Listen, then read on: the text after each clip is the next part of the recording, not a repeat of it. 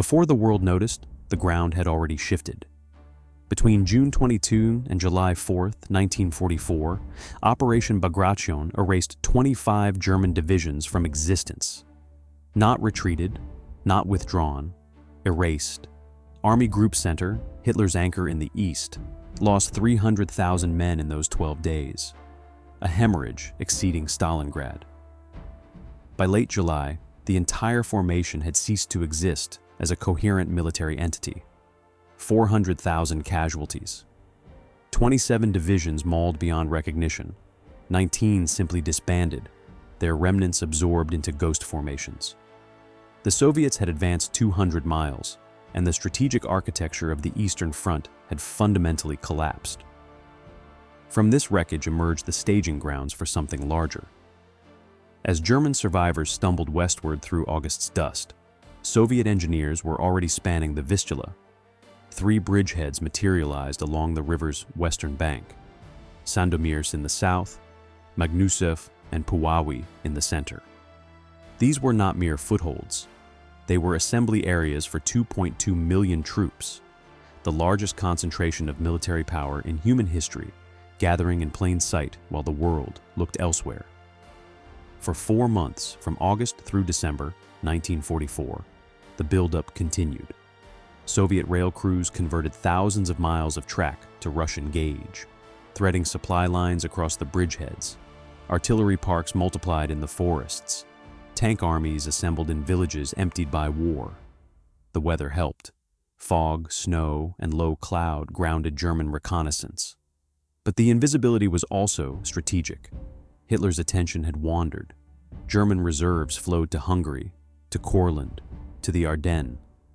His December gamble in the west consumed the last mobile formations, while the Vistula bridgeheads swelled with men and steel. The asymmetry was complete. Western newspapers tracked Patton's advance. Newsreels celebrated the liberation of Paris. And on the Vistula, in silence, history's largest offensive took shape. The silence concealed a technical triumph few would ever see. Behind the visible buildup, the tank armies, the artillery parks, the infantry divisions, Soviet railway troops performed the war's most decisive engineering feat.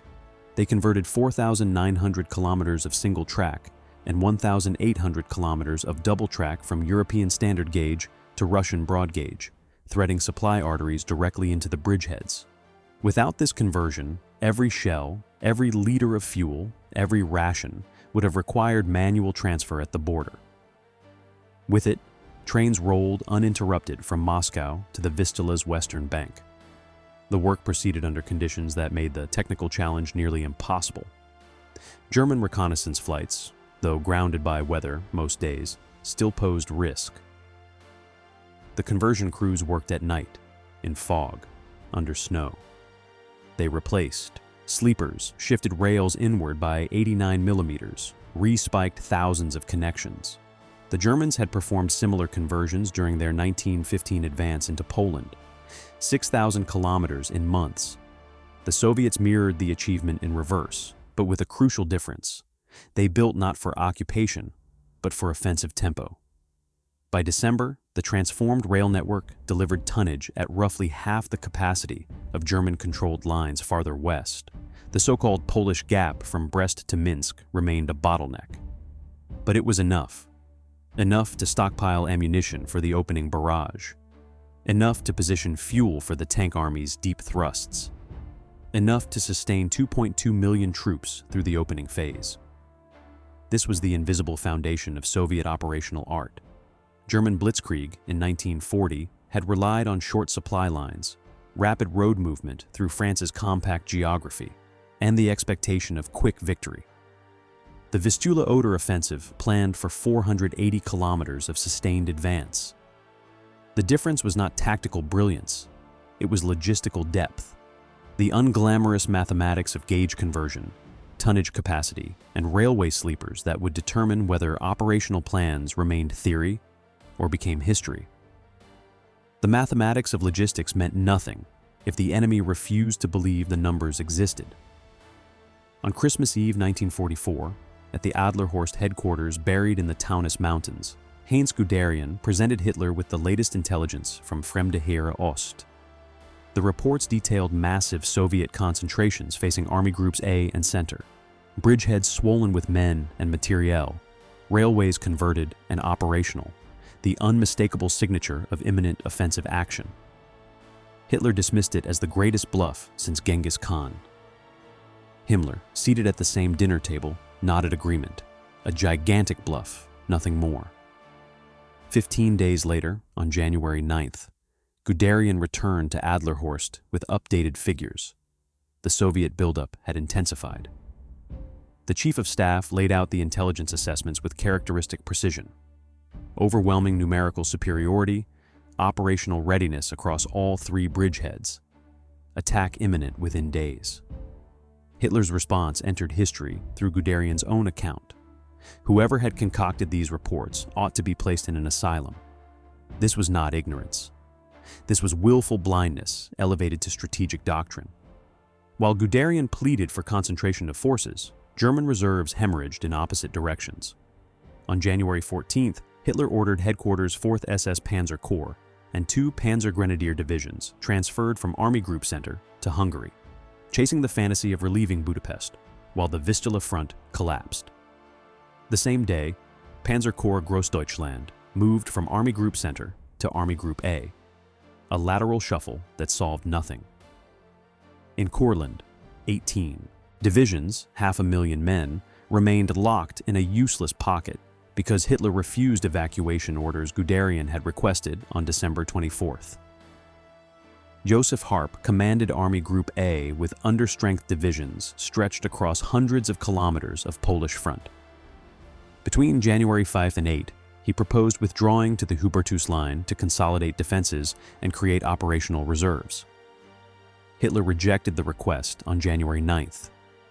The same day, he dismissed the intelligence reports as asylum-worthy delusion. The offensive would begin in 3 days. The Germans knew everything and believed nothing. The reality of what Harp and Guderian had warned about was clearest, not in conference rooms, but in frozen trenches facing the Baranov bridgehead. Here, the 68th Infantry Division held positions under the command of 4th Panzer Army's 48th Panzer Corps, stretched thin across the face of Ivan Konev's massive staging ground. On January 1st, the division counted 11,697 men on paper, numbers that meant nothing when distributed across kilometers of front line, facing what German reconnaissance could see, but Hitler refused to believe. The front was no more than a chain of strong points. There were too few men for a continuous line. 1 man for each 15 yards of front, a dozen self-propelled assault guns apiece.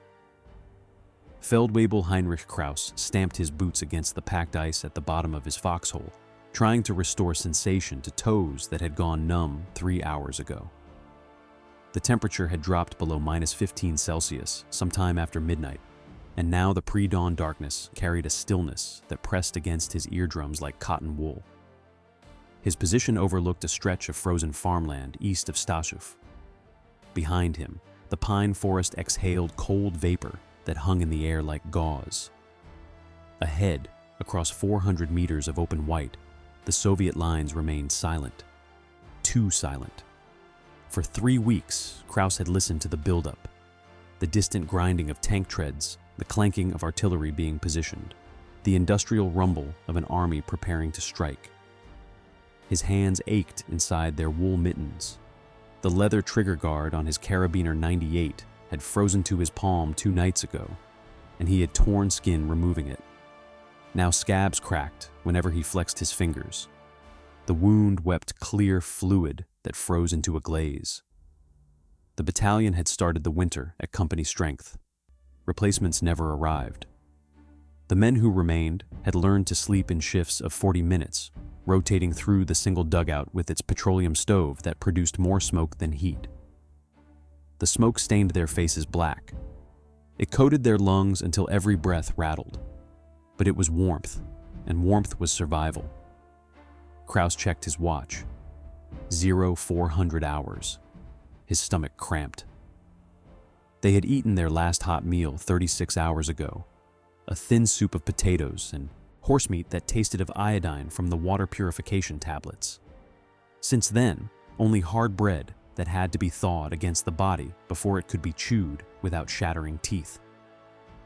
He pressed his binoculars to his eyes. The cold metal burned his skin. Across the white expanse, nothing moved, but the silence felt weighted, like the moment before a thunderclap. He had experienced enough barrages to recognize the quality of stillness that preceded them. The way sound itself seemed to withdraw, as if the air was being inhaled by something vast. He pulled the blanket tighter around his shoulders and waited. At precisely 04:35 on the morning of January 12th, the convergence began. The weight of 4 months' preparation, the railway conversion, the ammunition stockpiles, the concentration of 13,763 artillery pieces and 14,812 mortars across both fronts, translated into physics. Konev's 1st Ukrainian Front opened the barrage against the 4th Panzer Army sector. The overall Soviet advantage stood at 2.3 to 1. But operational art meant concentrating that superiority at chosen points, and at the breakthrough sectors facing the understrength battalions of 48th Panzer Corps, the ratio reached 6 to 1. In some sectors, Soviet artillery concentration exceeded 250 guns per kilometer of front. Wheels touching wheels, muzzles elevated at identical angles, crews waiting for the signal. The first shell struck 300 meters to Krauss's right at 04:36, and for a single heartbeat, the world remained comprehensible. A flash, a geyser of frozen earth, the delayed crack of detonation. Then the horizon ignited. The Soviet barrage did not build gradually. It arrived at full force, a continuous wall of explosions that merged into a single, sustained roar. The air pressure slammed against Krauss's chest, forcing the breath from his lungs. He dropped into the bottom of his foxhole, pressing his face into frozen mud that smelled of petroleum and decomposed vegetation. The earth shook, not trembled, shook as if the ground itself had become liquid. Dirt cascaded from the foxhole walls. Ice crystals danced in the air, catching the orange glow of detonations. Each explosion produced a pressure wave that punched through his body, compressing his organs, rattling his teeth in their sockets. He screamed, but the sound disappeared into the roar. His eardrums throbbed, then failed. The bombardment became visual only, flashes and geysers and the strange sight of trees being sheared off at their trunks, their upper halves tumbling in slow motion through the smoke. Something warm ran down his neck. He touched it, blood from his ears. Time lost meaning. The barrage might have lasted 10 minutes or 10 hours. His thoughts fragmented into single-word impressions. Survive, breathe, wait. The foxhole walls crumbled inward. He clawed at the dirt, fighting to keep his head above the cascade of frozen earth that threatened to bury him. When the first pause came at 0600, Krauss raised his head above the parapet. The landscape had transformed. Where pine forest had stood, only splintered stumps remained. The snow was black with churned earth. Bodies lay scattered across the terrain, some in pieces, others seemingly untouched but motionless. A hand protruded from a collapsed dugout 40 meters away, fingers still clutching a cigarette case. The smoke tasted of ammonia and copper. Krauss vomited bile into the dirt. A second barrage began at 1000 hours, heavier than the first. After the smoke of the Soviet preparation cleared, Feldwebel Krauss had only a platoon of combat-effective soldiers left. He counted them in the gray light of early afternoon, 37 men, where his battalion had numbered nearly 400 at dawn. The others were dead, wounded beyond movement, or simply gone. Buried in collapsed positions, blown apart by direct hits, or wandering shell-shocked through the cratered landscape with empty eyes and no response to commands. His radio was destroyed. The wire communications to division headquarters had been severed in the first minutes of the barrage. The battalion command post, 15 kilometers to the rear, had either been overrun or abandoned without notification.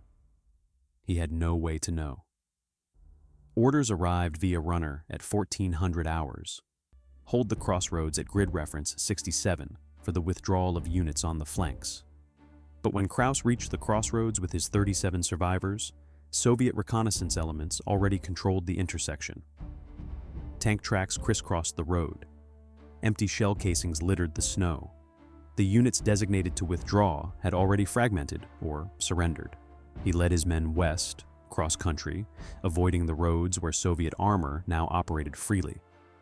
They moved through frozen fields that crunched underfoot, past farmhouses that burned with no one to extinguish them, past the bodies of German soldiers who had tried to flee and been cut down by strafing aircraft.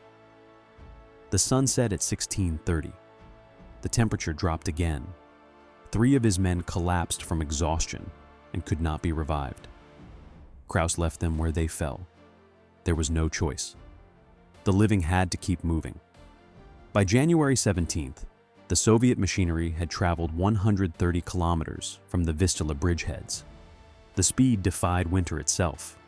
While low mists hindered aimed artillery fire and poor flying conditions grounded air support across Poland, Soviet tank armies maintained 30 to 40 kilometers per day, a tempo that made the 1940 race to Paris look pedestrian. France had fallen in 42 days across 350 kilometers. The Soviets would cover 480 kilometers in 23 days, through January snow and mud, against an enemy that knew the terrain. Warsaw fell on January 17th as German forces evacuated ahead of Zhukov's envelopment from the Magnesu and Puławy bridgeheads. No triumphant entry slowed the advance. The capital that had endured 5 years of occupation became a waypoint, not a destination. By the same evening, the breakthrough had expanded to 160 miles wide and 100 miles deep. A bulge that swallowed German defensive positions faster than commanders could draw new lines on maps. Łódź fell January 19th. Konev's forces had captured Kielce on the 17th, then pushed through Łódź within 48 hours. Major industrial cities toppling like dominoes before tank armies that never paused to consolidate. By January 20th, Konev initiated the encirclement of Upper Silesia, Germany's industrial heartland in the east.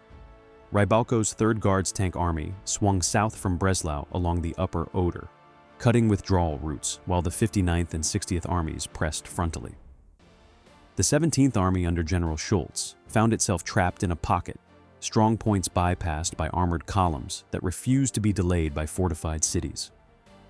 The operational rhythm was relentless: breakthrough, exploitation, encirclement, advance, all happening simultaneously across a front measured in hundreds of kilometers, sustained by those converted railways that kept ammunition and fuel flowing forward at the same pace the tanks consumed it. What appeared to German survivors as overwhelming material superiority was actually something more sophisticated. Operational art matured into doctrine. Theory transformed into unstoppable momentum. In 1929, Vladimir Triandafilov had written of multi-echeloned attacks to sustain offensive momentum and penetrate great depths with massed armies to overwhelm and outmaneuver the enemy. His partnership with Marshal Mikhail Tukhachevsky that year produced the conceptual foundation for deep battle, Gluboký Boj, a reorientation from World War I's emphasis on maximum contact area across the enemy's front to maximum penetration throughout the depth of the enemy's entire defensive system. By 1933, these theories had crystallized into the Red Army's provisional instructions for organizing the deep battle. By 1936, they were codified in field regulations that positioned Soviet doctrine far ahead of German doctrine. The distinction was architectural. German Blitzkrieg in 1940 had driven narrow armored thrusts through French defenses. Rapier strikes seeking operational paralysis through speed and shock. Deep battle doctrine demanded something fundamentally different: echeloned breakthrough forces maintaining sustained pressure across broad fronts.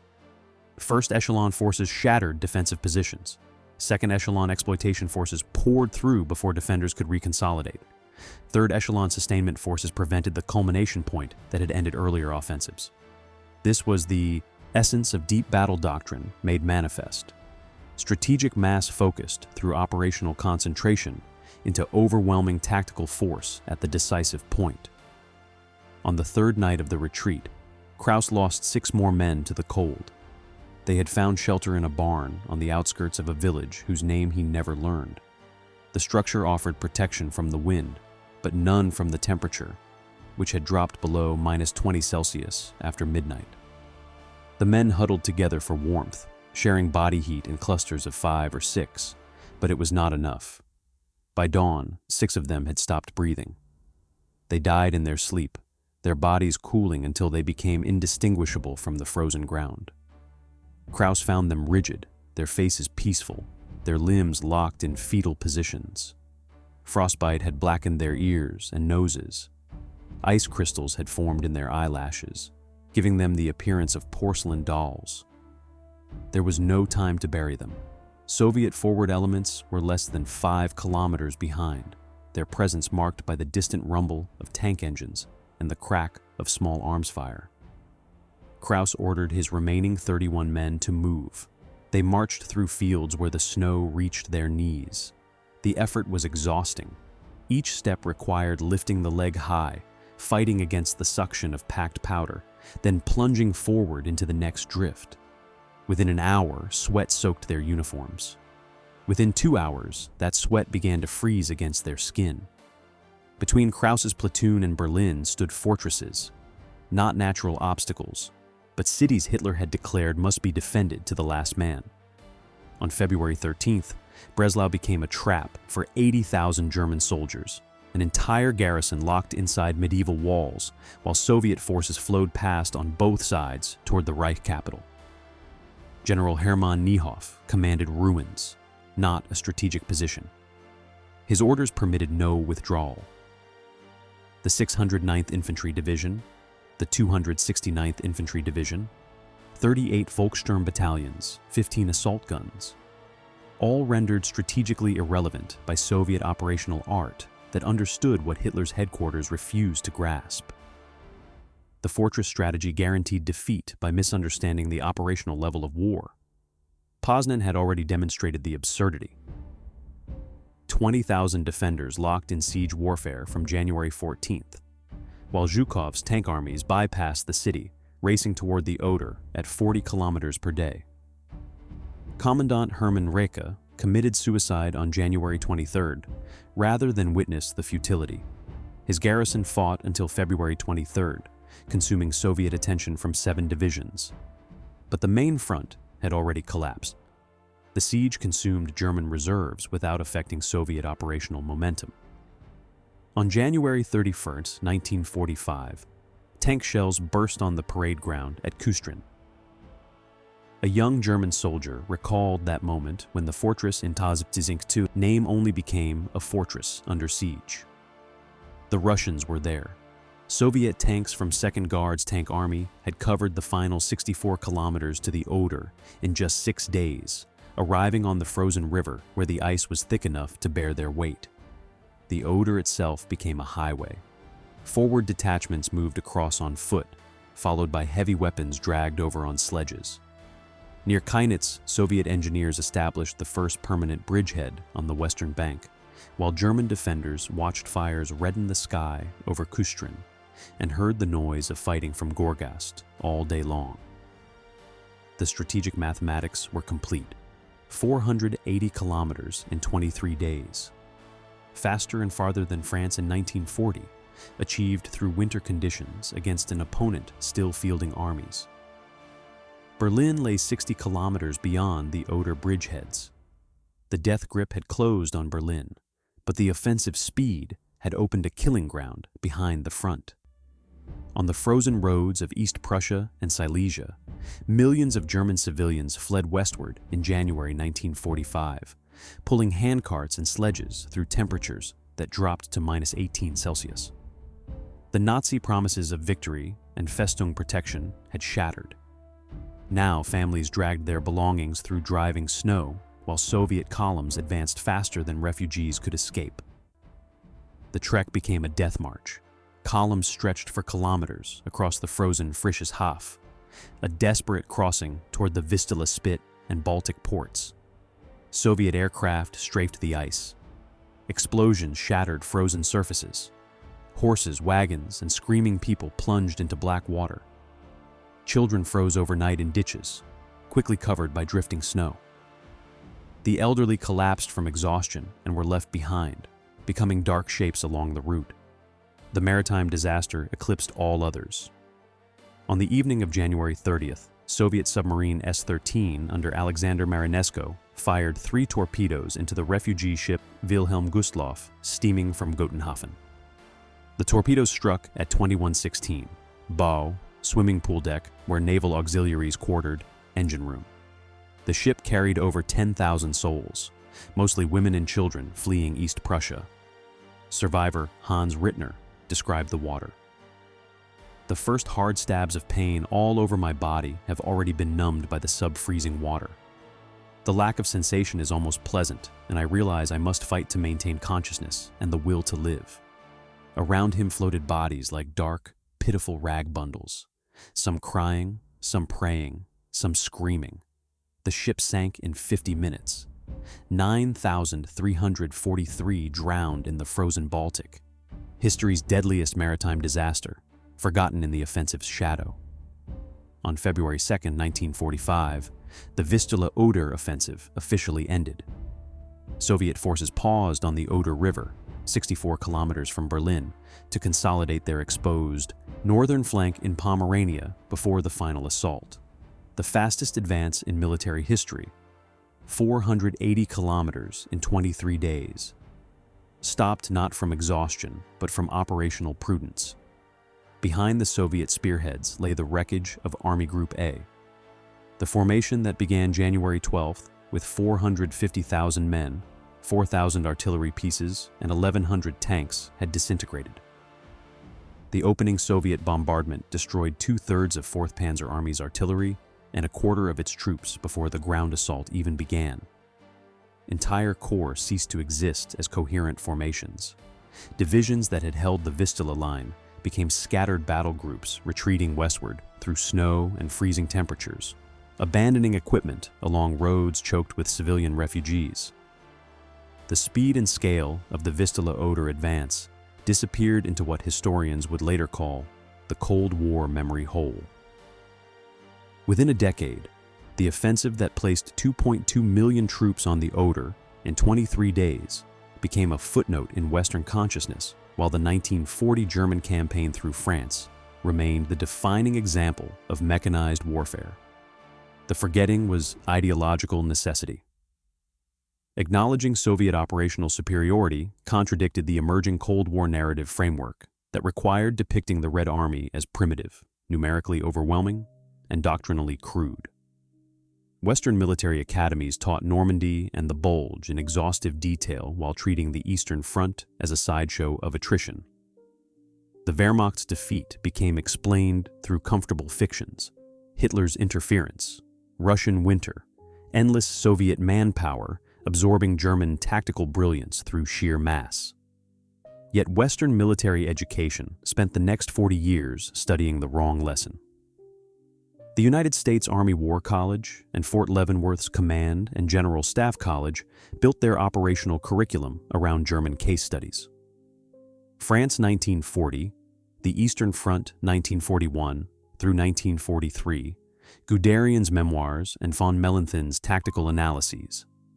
The Wehrmacht became the gold standard of operational excellence in American professional military education, its methods dissected in countless staff rides and war games. The Soviets, meanwhile, remained caricatured as hordes whose victories stemmed from numerical advantage rather than doctrinal sophistication. The irony cut deeper than mere oversight. Soviet operational art was not improvised during the war. It was codified doctrine before the first German tank crossed into Poland. Triandafilov's 1929 treatise and Tukhachevsky's interwar writings had systematically developed deep operations theory, calculating force densities, echelon ratios, and operational depths of 70 to 100 kilometers. The 1940 Blitzkrieg was brilliant improvisation. The 1945 Vistula-Oder Offensive was mature operational art, executing a 15-year-old blueprint. The numbers told a different story, but numbers could be reframed. Soviet superiority of 5-1 overall, 7-1 in armor, 20-1 in artillery, became evidence of crude material advantage rather than sophisticated operational concentration. The fact that German forces in France 1940 possessed numerical parity with Allied defenders, while Soviet forces achieved their ratios through deliberate operational art, massing forces at breakthrough points while maintaining deception elsewhere, disappeared from analysis. Everyone knew France 1940. Almost no one knew Vistula-Oder 1945. The offensive that advanced 480 kilometers in winter conditions at speeds exceeding the celebrated Blitzkrieg vanished from popular memory, its operational lessons ignored, its commanders unrecognized, its superiority forgotten by strategic requirement. Let the numbers speak with clinical precision. From January 12 to February 2, 1945, Soviet forces advanced 480 kilometers from the Vistula to the Oder, an average of 21 kilometers per day sustained across 3 weeks. During the exploitation phase beginning January 15th, advance rates reached 30 to 40 kilometers daily. Warsaw fell on January 17th, Łódź by January 19th, Krakow secured intact the same day, and Kustrin reached on January 25th. 23 days from start to finish, through winter conditions, across frozen ground. Compare this to the operation Western audiences celebrated as the pinnacle of mobile warfare. The German invasion of France in May-June 1940 covered approximately 350 kilometers from the Ardennes to the Channel coast over 42 days, an average of 8 kilometers per day. The Vistula-Oder Offensive moved at nearly 3 times the speed across greater distance. The Germans in 1940 fought amateurs. The Soviets in 1945 crushed professionals who had written the doctrine they were now perfecting. Feldwebel Krauss reached the Oder River on February 4th with 7 men. 37 had survived the initial bombardment. 31 had begun the retreat. Now 7 stumbled down the frozen bank toward a bridge that no longer existed. Its center span had been demolished by German engineers to slow the Soviet advance, leaving only concrete pylons rising from the ice-covered water like broken teeth. Krauss stared at the gap for a long moment. On the far bank, German positions were visible. Sandbag emplacements, a machine gun nest, figures moving in the gray morning light, safety, home, everything he had marched 400 kilometers to reach. Between him and the western bank lay 200 meters of frozen river. The ice, one of his men said. His voice was hoarse from cold and exhaustion. We can cross on the ice. Krauss looked at the surface. The Oder was frozen solid. The temperature had not risen above freezing in weeks. But the ice had been weakened by artillery fire. Craters marked where shells had struck, their edges refrozen into irregular patterns. Dark patches indicated where the surface was thin, where water moved close beneath. He had no choice. Single file, he ordered, 10 meters apart. If the ice breaks, the rest keep moving. They descended to the riverbank and stepped onto the frozen surface. The ice groaned beneath Krauss's boots, a sound he remembered from the half, from the refugees he had passed on the roads, from the bodies that had floated in the black water after the ice gave way. He took a step, then another. The far bank seemed impossibly distant. Behind him, his men followed in a ragged line, their footsteps crunching on the frozen surface, their breathing loud in the morning silence. One of them was crying, the same young replacement who had cried during the march, who had lost 2 fingers to frostbite and wrapped the stumps in bloody rags that had frozen solid. Krauss was halfway across when the ice cracked. The sound was sharp, percussive, like a rifle shot. A line appeared in the white surface ahead of him, spreading left and right with terrifying speed. He froze, not daring to breathe, as the crack widened into a fracture that revealed the dark water beneath. "Don't move," he called back. "Nobody move." The ice settled. The fracture stopped spreading. Krauss exhaled slowly and took a careful step to the right, avoiding the weakened section. His boot found solid footing. He shifted his weight. The crack he had stepped on gave way without warning. The water was black and cold. Krauss went under before he could scream. the ice closing over his head like a trapdoor. The current pulled at his legs, dragging him beneath the frozen surface, away from the hole through which gray light filtered down. His uniform, waterlogged, became an anchor. He clawed at the ice above him. His fingernails tore. Blood clouded the water around his hands, dispersing in dark ribbons. The ice was solid.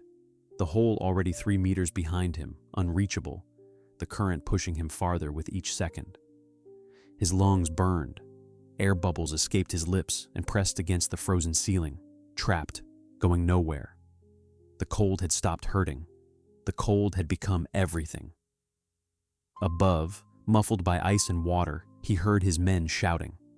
The sound faded as the current carried him downstream. Feldwebel Heinrich Krauss had survived the Baranov bridgehead, the bombardment that reduced his battalion to a platoon, 400 kilometers of retreat through frozen Polish countryside, the death of 30 of his men to cold and exhaustion and Soviet bullets.